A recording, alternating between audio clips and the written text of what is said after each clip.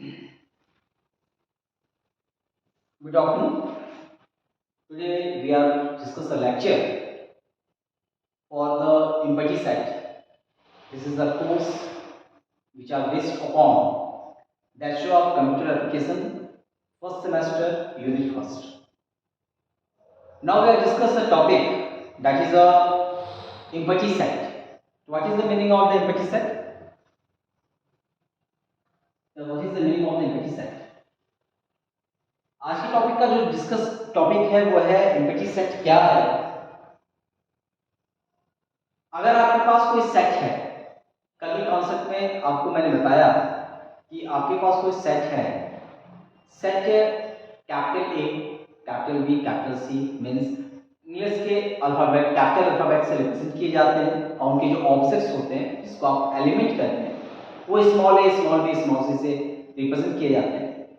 तो अगर collection of the object which is a well defined is known as a set। कल का lecture का टॉपिक था इज अ सेट। आज का टॉपिक है कि what is the meaning of the empathy set. Empathy set ये है कि a set which consisting of no element at all the is called an empathy set or a null set। Means अगर आपके पास कोई ऐसा set है जिसके पास कोई एलिमेंट नहीं है, a set which has no element, a set which has consisting no any element, this is known as a empathy set। उसको empathy set कहा जाता है और it is denoted by phi। इसको phi से डिफाइन करते हैं कि कोई भी सेट अगर आपके पास है और उस सेट में कोई भी वेल डिफाइंड ऑब्जेक्ट नहीं है तो ऐसे सेट आपको empathy set कहे जाएंगे और उसको हम phi से डिफाइन करेंगे। इन रिस्ट्रोशनल मेथड में इस सेट को हम लोग ग्राफ से ब्रैकेट से शो करेंगे। ये रेशनल मेथड का नोटेशन है कि रेशनल मेथड में इस तरह के ब्रैकेट से अगर रिप्रेजेंट करते हैं तो ये रिप्रेजेंटेशन बताता है कि आपका जो सेट है वो एम्पैथी सेट है। Next, a set which has at least one element.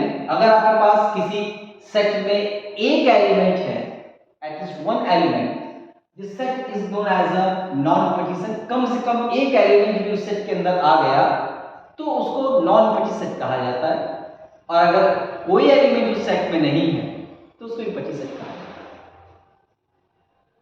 A set consisting of a single element is called a singleton set. अगर कोई सेट आपके पास है और उसके पास अगर एक एलिमेंट है, single element, the single element is known as a singleton set. For example 0 is the singleton set of this. तो इस तरह के जो सेट्स होते हैं उसको हम लोग कहते हैं कि फाइनाइट सेट है, इनफाइनाइट सेट है, नॉन एम्पैथी सेट है, एम्पैथी सेट है, सिंगलटन सेट है।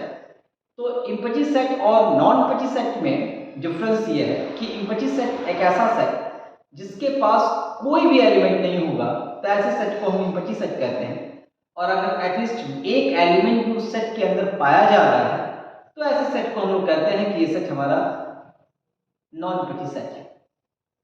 नॉन एम्पैथी सेट के साथ साथ अगर उसमें एक एलिमेंट है, सिंगल एलिमेंट ही अगर है तो ऐसे सेट को सिंगलटन सेट कहा जाता है। अगला टॉपिक है कि किसी भी सेट के फाइनाइट और इनफाइनाइट होने के रीजंस क्या हैं।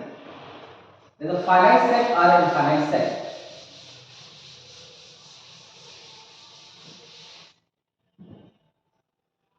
This is a finite set.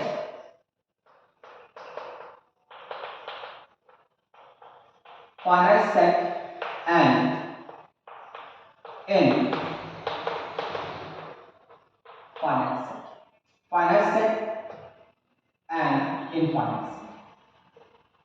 Suppose करें कि आपने कोई सेट लिया है, A लिया है और ये कोई सेट आपने B लिया है।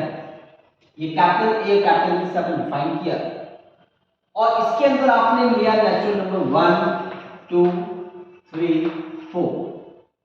तो ऑब्वियस सी बात है कि ये सेट 1, 2, 3, 4 ये सेट है और सपोज करिए कि यहां आपने सेट लिया 1, 2 और दैट नेचुरल नंबर तक आपने सेट ले लिया, नेचुरल नंबर तक सेट ले लिया और आपने कहा b x such that x where is equal to natural number where x is the element of the natural number। तो अब यहाँ पर दोनों सेट की डिफरेंस ये है कि इसको हमने रोज टेबुलर मेथड से डिफाइन किया, इसको हमने सेट बिल्डर मेथड से डिफाइन किया। इस सेट में आपको पता है कि इसके पास जो n है, जो इसका नंबर है वो 4 नंबर इसके पास है, लेकिन यहाँ पे हमको नहीं पता कि nb की वैल्यू क्या है, क्योंकि नेचुरल नंबर इनफाइनाइट तक जाती है। तो ये कह सकते हैं कि यहाँ पे इनफाइनाइट सेट, तो b हमारा ये हमारा इनफाइनाइट सेट रिप्रेजेंट करेगा, that is infinite set represent करेगा, और ये हमारा फाइनाइट सेट रिप्रेजेंट करेगा। मतलब ये कहा गया कि अगर किसी सेट के अंदर नंबर ऑफ द एलिमेंट अगर आपको पता है, number of the element is well known, is known as a finite set, and किसी भी सेट के अंदर अगर नंबर ऑफ एलिमेंट आपको नहीं पता है और ये सेट इनफाइनाइट तक लाइज कर रहा है, उसके एलिमेंट इनफाइनाइट तक लाइज कर रहे हैं, तो ऐसे सेट को कहते हैं कि ये सेट आपका इनफाइनाइट सेट होता है। ठीक है। नंबर ऑफ एलिमेंट को रिप्रेजेंट करने के लिए n से रिप्रेजेंट किया जाता है, na, तो a मींस कि कितने एलिमेंट इसके अंदर लाइज कर रहे हैं, कॉर्डिनेट नंबर इसको कहा जाता है। ठीक है। Thank you.